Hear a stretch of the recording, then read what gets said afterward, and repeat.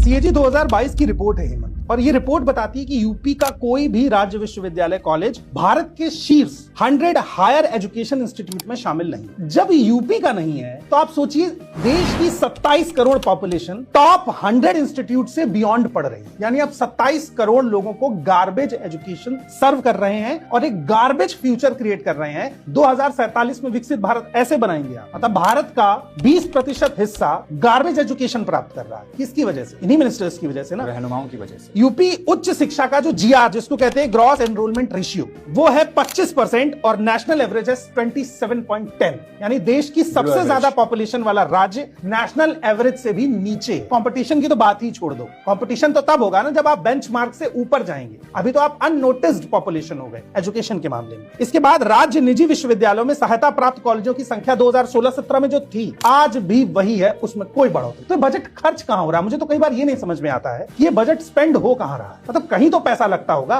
किसी सरकारी स्कूल का कंस्ट्रक्शन होते हुए दिखा? मैंने रायबरेली में स्मृति ईरानी जब सांसद थी, रायबरेली और अमेठी दोनों के सरकारी स्कूल देखे। कांग्रेस तो लंबे समय से थी वहां पे। वहां के सरकारी स्कूलों की स्थिति भी वैसी है। तो लोग ये ना समझें कि ये खाली बीजेपी बनाम कांग्रेस है। देश की तमाम पॉलिटिकल पार्टियां जिन्होंने इस देश में गवर्नमेंट स्कूल की इंफ्रास्ट्रक्चर को किल किया है, वो सब इन तमाम 5 करोड़ उत्तर प्रदेश के शिक्षा के जो बच्चे हैं, जो स्टूडेंट हैं, उनकी गुनहगार हैं। पाप किया है उन्होंने। आपने 5 करोड़ बच्चों के सपनों की हत्या की है, भ्रूण हत्या की है। और अगर आप धर्म में मानते हैं तो ये पाप आप भोगेंगे।